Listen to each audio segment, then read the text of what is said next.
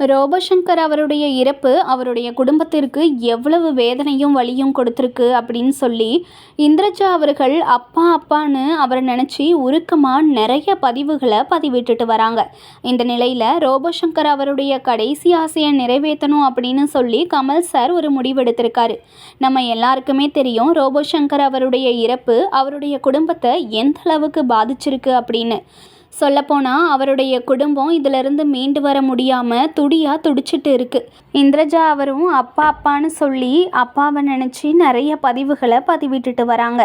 நீங்கள் இல்லாமல் எப்படி இந்த உலகத்தில் நாங்கள் எல்லாரும் வாழ போகிறோம் அப்படின்னு சொல்லி இந்த மாதிரி நிறைய வீடியோக்களை மனசு உடைஞ்சி அவங்க பதிவிட்டுட்டு இருக்காங்க.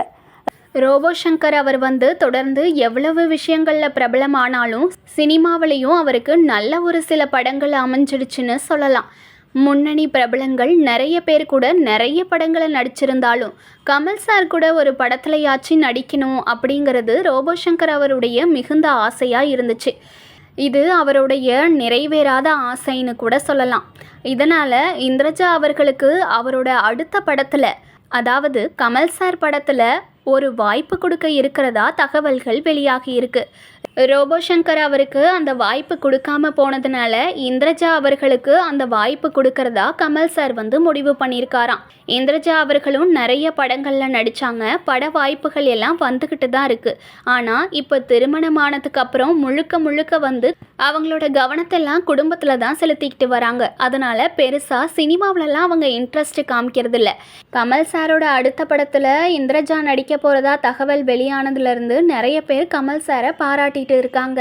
ரோபோசங்கர் அவருடைய இறப்பு எல்லோரையும் ரொம்ப அழுக வச்சிருச்சு. பிரபலங்கள் நிறைய பேர் கண்ணீரோட அவங்களோட குடும்பத்திற்கு ஆறுதலை சொல்லிட்டு போனாங்க.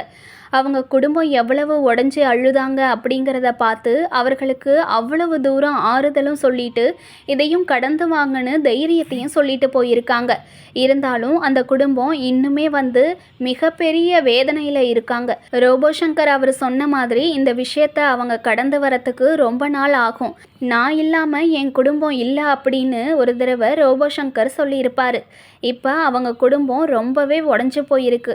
அவர் இல்லாமல் எப்படி அவங்க குடும்பம் மீண்டு வர போகிறாங்கன்னு தெரியலை.